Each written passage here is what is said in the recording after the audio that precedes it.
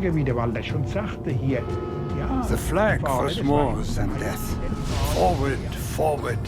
Bring out the glorious fanfares. I still remember. Youth doesn't know any danger. That's how it went. With fists we meet whoever stands against us. The flag is more than the death. That's how it went.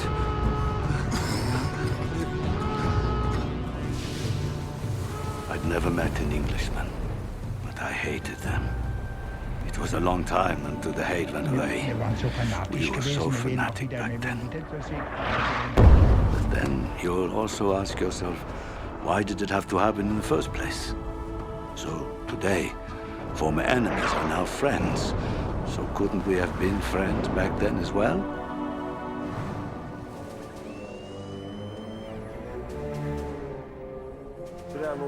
You have to imagine a ship so powerful it could bring an entire nation to its knees.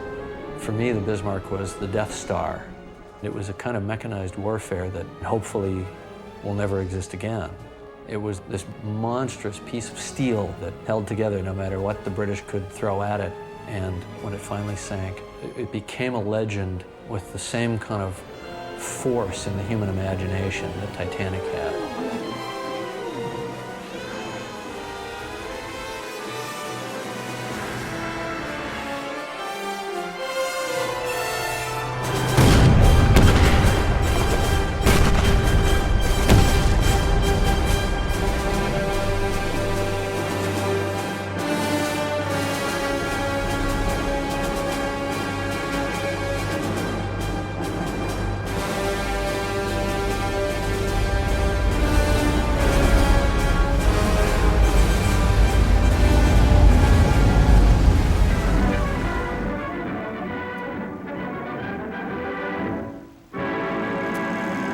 The Bismarck, considered by most naval experts to be the most perfectly equipped fighting ship in the world, was spotted leaving the Norwegian port of Bergen for the high seas.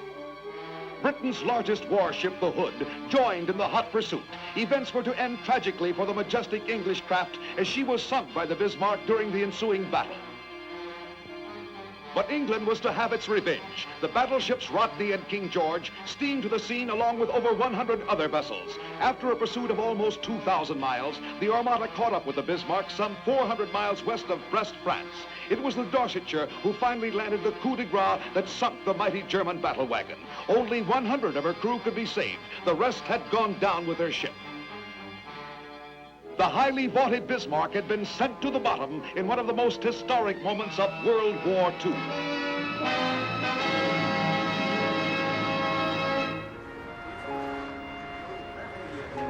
On the 60th anniversary of Bismarck's sinking, a handful of survivors come together to remember the past.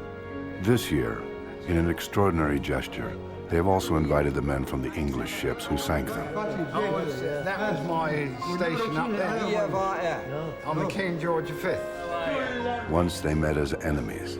Now, 6 decades later, they meet as friends. You know, the amazing thing is, here are these guys that are like 78, 79, 80, one of them is 84, and you can see why they're survivors. Here you had hundreds and hundreds of men going into the cold, North Atlantic waters, and these are the guys that made it. I mean, and you can see why, because they have the will to live. They're healthy. They're fit. 80-year-old guys that could probably run me around the block. I really admire them. You can really see that they have a spirit of life about them. Is that you? Handsome devil.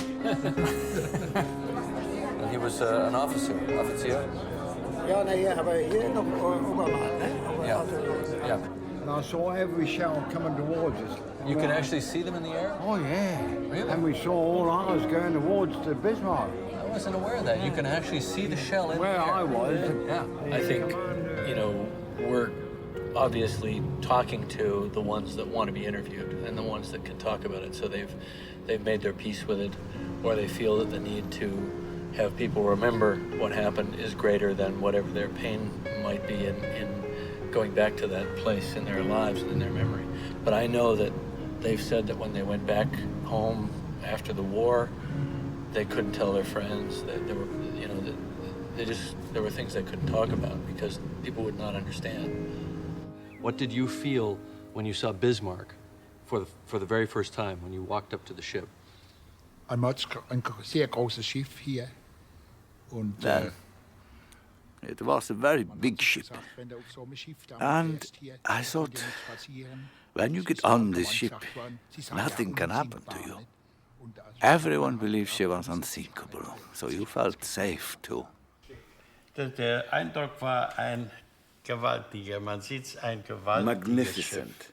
Das modernste Overwhelming. The size of the ship, as you can see here, was amazing. The most modern ship of its time. Every ship that came after the Bismarck had learned from it, learned from us. Es ist sicherlich nichts Geheimes, wenn wir heute. Back then, I was 18 years old, and I, and many others, of course, we were convinced this is the right thing to do. Now, well, everyone knows better.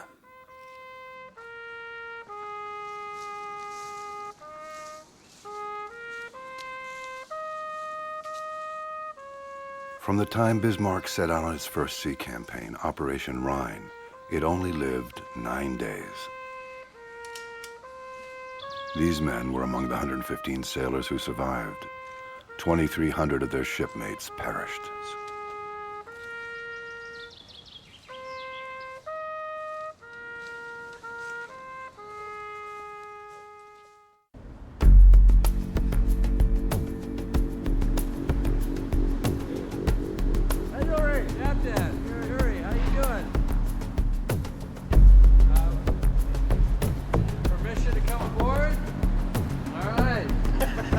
Jim Cameron arrives in Germany with a crew of 32 technicians, scientists, historians, and Bismarck survivors to meet the Russian oceanographic ship, the academic Keldysh. Very warm. Among the 90-member Russian crew are many old friends from Cameron's 2 prior expeditions. Hi, Olga. How you doing? Good to see you. Mir's okay? It has taken a year for the expedition team to prepare for the technical challenges of exploring the Bismarck. I enjoy this. To me, it's an alternative to making movies, which is as technically challenging as emotionally challenging. And it's something that I can use my skills as a filmmaker, but it's not just about the filmmaking. It's about creating the technology. It's about the personal challenge of actually going into this hostile environment, doing things right, doing things safely, and coming back with results. You know, and I find that very exciting. Hello, Walter. Hello, Carl. Here we are. Welcome aboard the Keldysh. I've done so much work at the Titanic wreck over 2 expeditions and never really had access to the survivors, their perspective, their emotional perspective. So I've always had to wonder, I've always had to create it in my mind based on things that might have been written. But having them right here gives it an immediacy.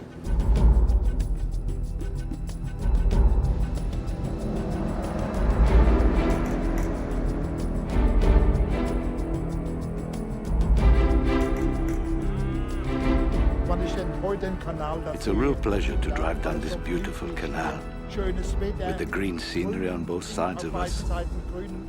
And it reminds me of when I went through the canal. I went through it twice during that period. When Bismarck first became operational, she set out for the North Sea through the Kiel Canal to begin her sea trials. 6 decades later, Keldysh retraces the same path.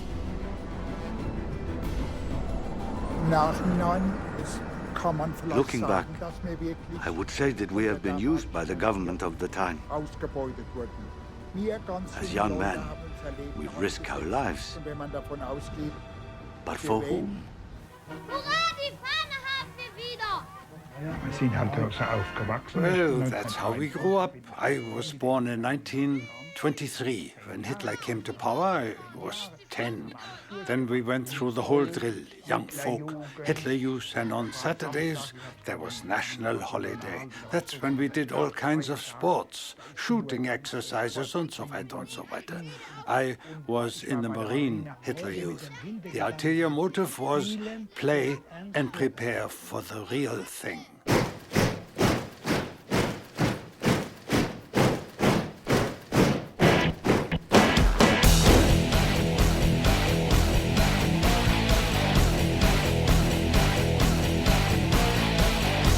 Today, Adolf Hitler is an icon of evil.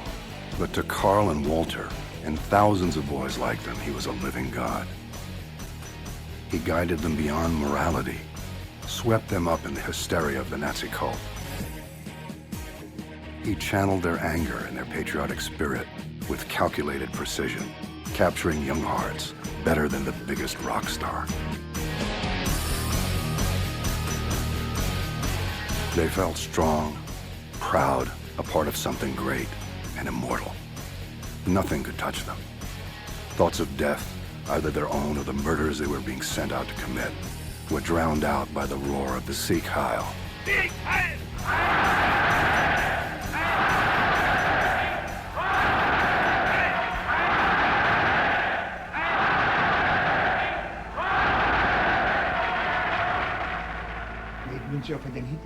We just have to admit, our generation would have gone to hell and back for Hitler. Everyone can hear that from me. It sounds crazy, but we were proud to die for the fatherland. But that's the way it was. As if you were a hero to do so.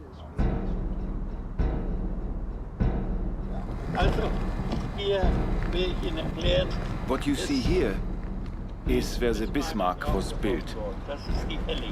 This entire area, the Helling, is where she was built and let down into the water. Tauche ist dicht auf den Namen Bismarck.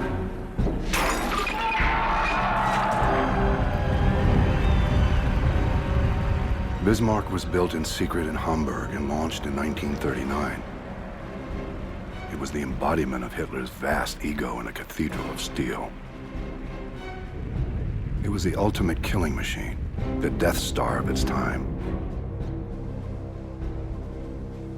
At 830 feet, it was almost as long as the Titanic, but it was 30 feet wider and so heavily armored, it weighed almost twice as much. Despite its mass, it could make 32 knots, driven by engines generating 150,000 horsepower. Each barrel of its 15-inch guns weighed 250,000 pounds. They could destroy a ship over 15 miles away. The side armor was an advanced formula Krupp steel, 13 inches thick, designed to resist a fury of torpedoes and the largest caliber shells. On this side, you will still find armor plates from the Bismarck.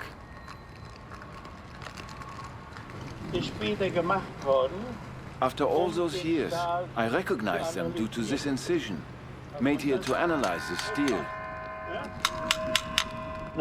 Pretty good steel, right? The German naval strategy at the time was ruthless. Bismarck's sole purpose was to hunt the convoys in the North Atlantic and destroy the ships bringing food and supplies to England, starving that country into surrender. Sink the ships, kill the crews, take no prisoners.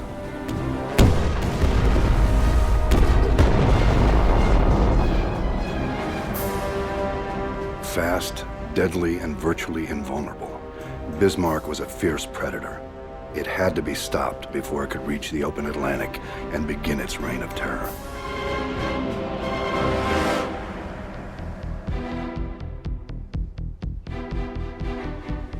It is the afternoon of May 22nd when Keldysh heads out to the open sea west of Denmark. 61 years earlier to the day, Bismarck was also steaming west into open sea at the beginning of its voyage after leaving safe harbor in Norway. Keldysh has no guns or armor. It's a ship of peace. the largest oceanographic research ship in the world.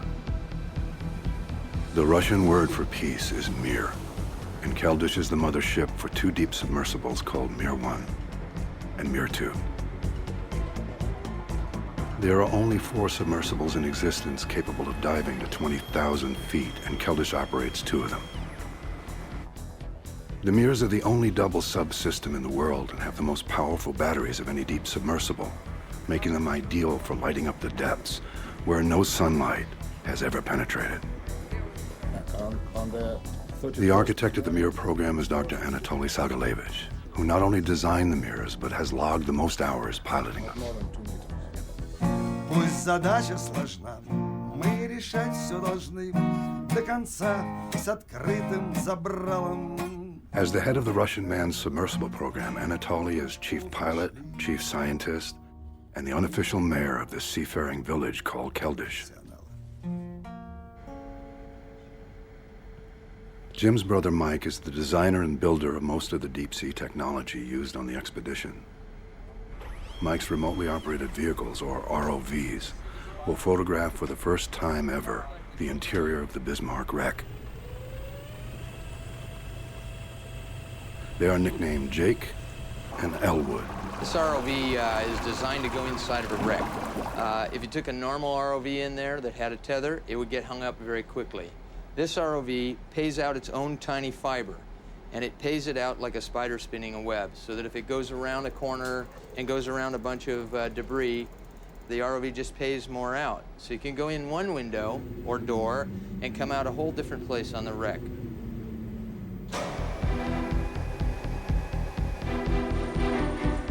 It has taken Mike and his team 3 years to develop this ROV technology.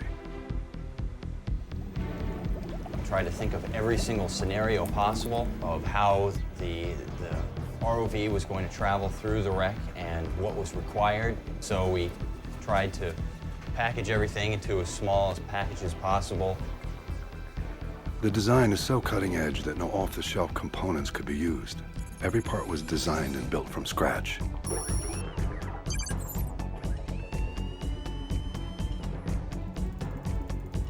Jake and Elwood each carry 2,000 feet of fiber optic cable.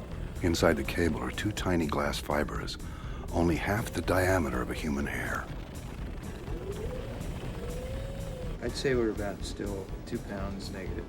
Probably want to dive it slightly negative. Video of what the ROV sees, as well as flight control signals, race along the fibers as pulses of light. The delicate glass fibers are the pilot's only link to the ROV. Damage them and the vehicle is lost. Based on the blueprints from the shipbuilder, Jim and his team have made detailed diagrams of every deck of the Bismarck. With the help of the survivors, they are attempting to compile a list of access points to the wreck, which might be large enough for the ROV to get inside. Start with where your workstation was, where your duty station was on the ship, right? Dienststelle zuerst. The secret encoding room. The wood deck, the outer deck, yeah. I was stationed at the secret correspondence room, and my daily duties were to analyze any correspondence or intelligence coming from the outside. We never knew a thing down below. We were kids. Officers were like gods to us. We never asked, and we were never told. But we were allowed on deck as we got to Norway. My duty station was the writing room, basic correspondence between stations with naval headquarters and the commanders-in-chief, where we would go when we would leave basic mail, etc. The adjutant's chamber was right next door, and he would dictate orders and other information to process. For example, when Hitler came on board on May 5th, his adjutant, Puttkammer, I believe, would be in correspondence with me, telling me when and where Hitler would come on board.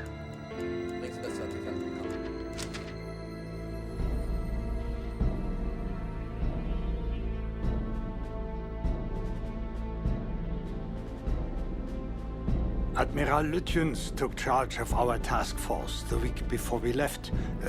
We hated Lütjens. Lindemann was a nice captain. We all liked him.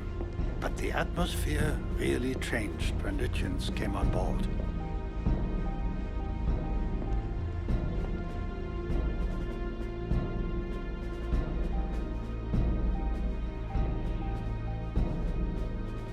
So, und was haben Sie mir jetzt zu erzählen? Ich mache Sie darauf aufmerksam, dass ich hier auf dem Schiff befehlige. Admiral Lütjens was known as the man in the iron mask because his face was always set like steel. There were never discussions with his captains. He simply gave orders. Terse, sharp, to the point. No emotion, no feelings.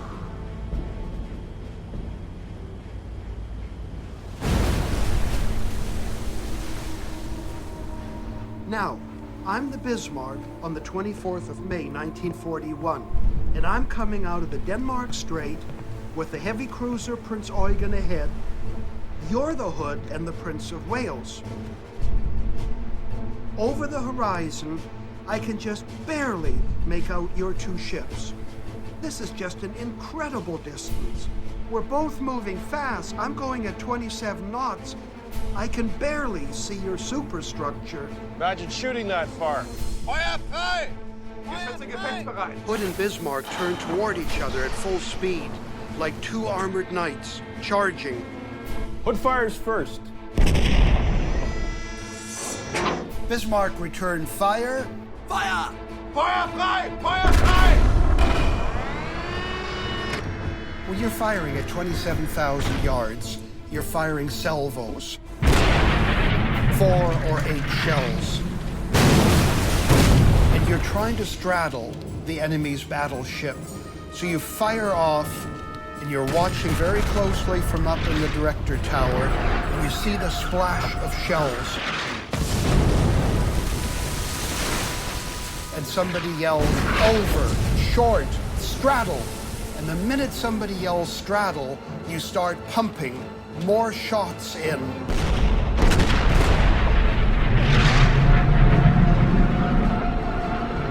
On the bridge, they can only count the seconds as the shells fly. And you simply keep pumping in shells all around him, straddling him, still some short, some long, and then finally, the fatal hit. Hit! Hit! The Hood's magazine has been hit. The explosion breaks the ship's back. As the Hood sinks, the forward gun crew heroically fires a final salvo.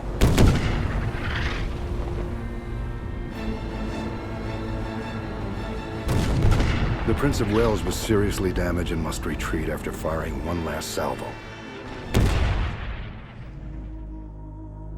There were 1,415 men on the Hood when it exploded. Only 3 survived.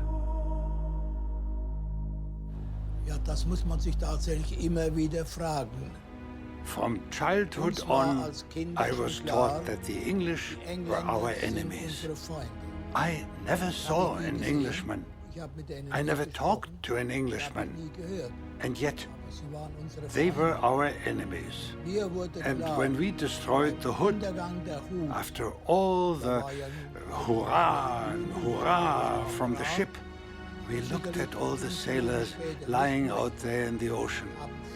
We didn't know how many had survived, but many of us realized they are human beings like we are, and wondered, why are they our enemies?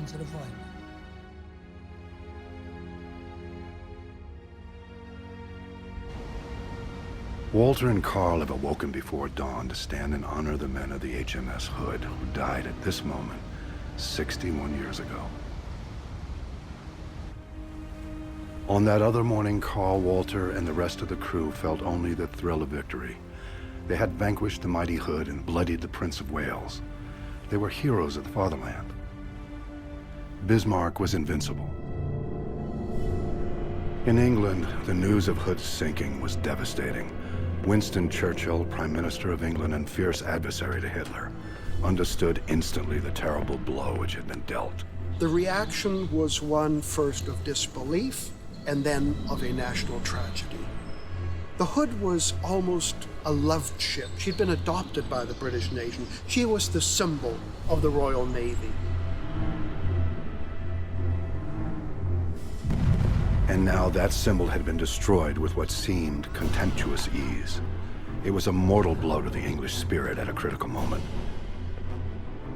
At that time, the English were terrorized by the nightly horrors of the Blitz, and starving as their supply lines were slowly strangled. The Nazi juggernaut seemed unstoppable. Churchill understood the stakes and responded with calculated fury. He pulled his naval forces from all points of the compass to converge on the Bismarck. There is absolutely nothing as vital to the nation at this moment as the destruction of the Bismarck. I don't care how you do it. You must sink the Bismarck.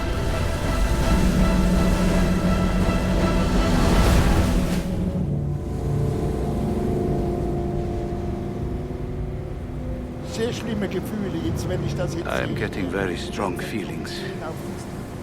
The memories are coming back the closer we get. And I can feel it in my stomach. Quite upsetting.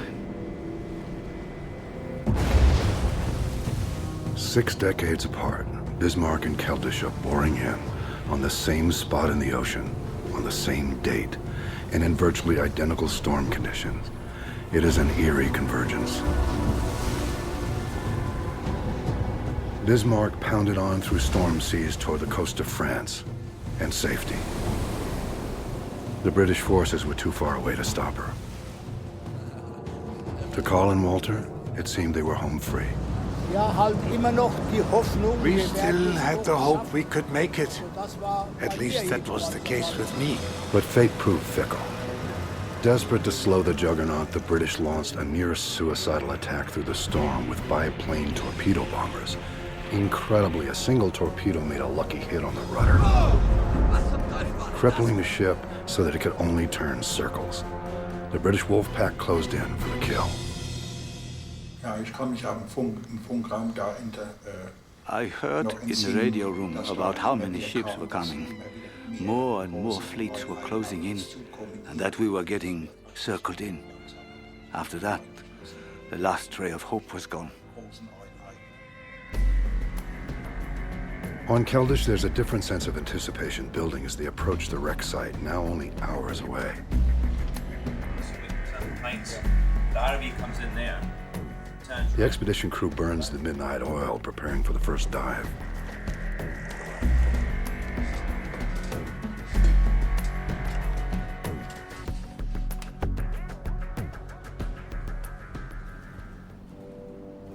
As a gray dawn broke on the morning of May 27th, the crew of the Bismarck tried their best to prepare for the coming battle.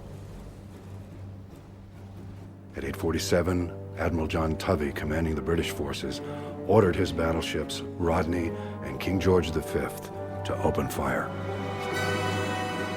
Rodney and King George closed rapidly, firing salvo after salvo.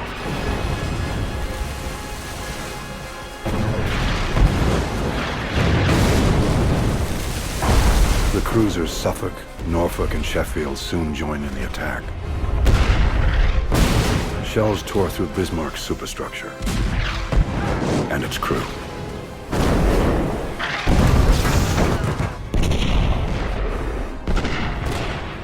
In all, 2,876 artillery shells were unleashed toward the Bismarck.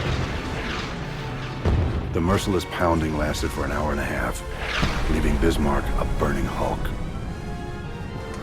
But still, it refused to sink. In frustration, Admiral Tovey ordered the cruiser Dorsetshire to fire its torpedoes. They claimed 3 hits. 5 minutes later, at 10:40 a.m., Bismarck capsized and plunged into the abyss. May 27th, 10:40 a.m., they have reached the site of the sinking. In an unsettling parallel, the Keldysh arrives on the exact spot, 61 years later, almost to the minute. For Carl and Walter, the present collides with the past. On that other gray morning, thousands of their shipmates plunged into the depths and lie entombed now beneath them. Im Namen der Kameradschaft Schlachtschiff Bismarck. We, the survivors of the gruesome naval battle in May of 1941, on this day especially want to remember all those who died in this very spot on that tragic day. On this day, we wish to place a crown upon your heads, the crested crown of the forever moving sea. Peace on earth for all time and everywhere. Never again war.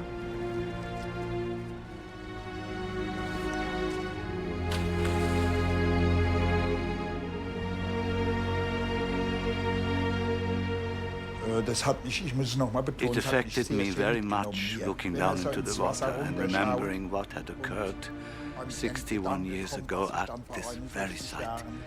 Struggling for my life and to realize that I belong to the very few lucky ones that have survived this catastrophe.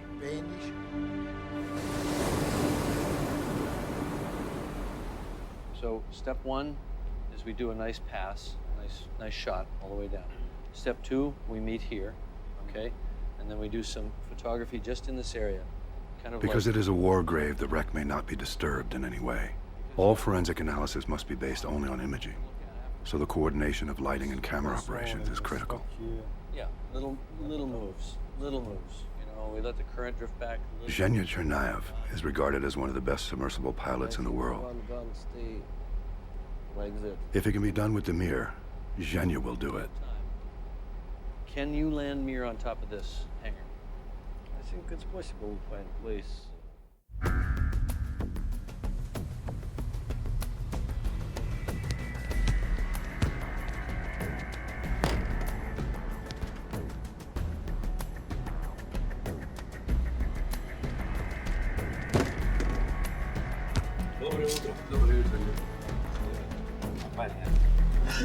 Good morning. Jen, when you're on the bottom, if you see some debris or you find the slide scar or something like this, we just need The most important ceremony of dive day is the Mir meeting. This is where the dive plans are carefully reviewed. a plot that we can look at afterwards. Yes, and if you have time, of course, we will... By Russian tradition, every diver must sign Lydia's book before entering the Mir. When you see Lydia with the book, you know the dive is on. No problem, okay? Okay, дякую. Поехали.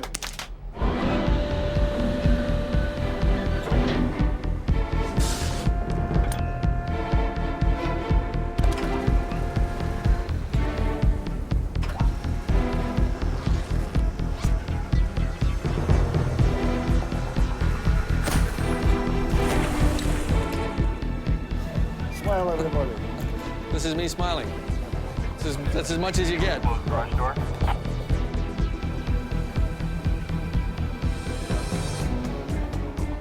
There's always the little thing you didn't think of. Thanks. See you in the sunshine. Everybody's thought about this for months. They've thought about the electronics, they've thought about the optics. You know, we have the GPS coordinates, we know how to get on the wreck site, we know how to get down there.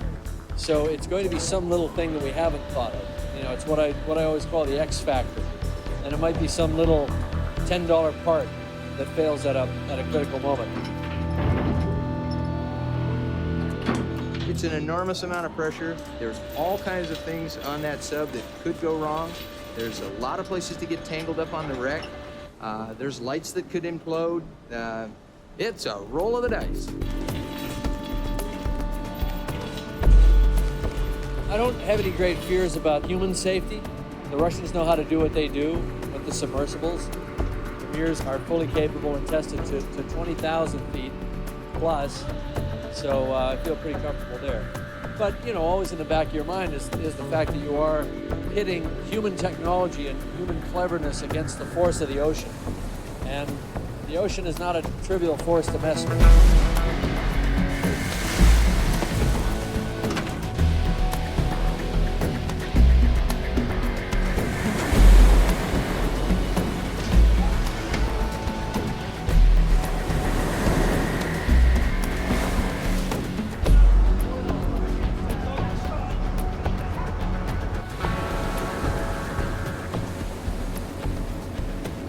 I love this. There's no place I'd rather be.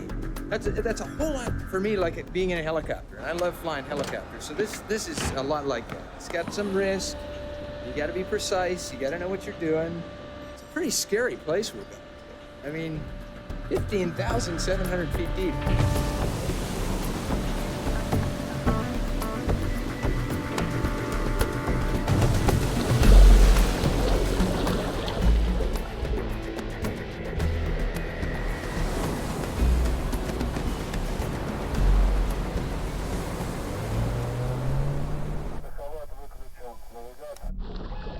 Mir 2 sensor booms are packing a wallop, over 8,000 watts of light.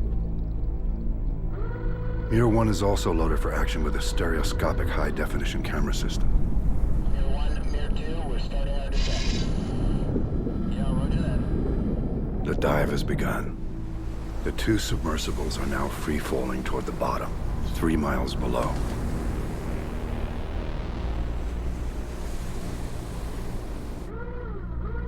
The camera housing, also built by Mike, is the largest implodable volume ever attached to a manned submersible. Any flaw in the design could cause it to implode under the pressure. The effect would be like a depth charge, creating a shock wave that would rupture the sub's hull and kill everyone inside instantly. Okay, we're on the clock on all recorders. Okay, timer is started. All 4 tapes are running. This is a triple check throughout the dive. Triple check. Yep. Throughout the long fall, the pressure mounts relentlessly. It will reach 7,000 pounds per square inch. Nestled within the submersible structure is the manosphere. This steel bubble resists the force of the 3-mile column of water above it. The total pressure on its surface will be 155 million pounds. Within the first 5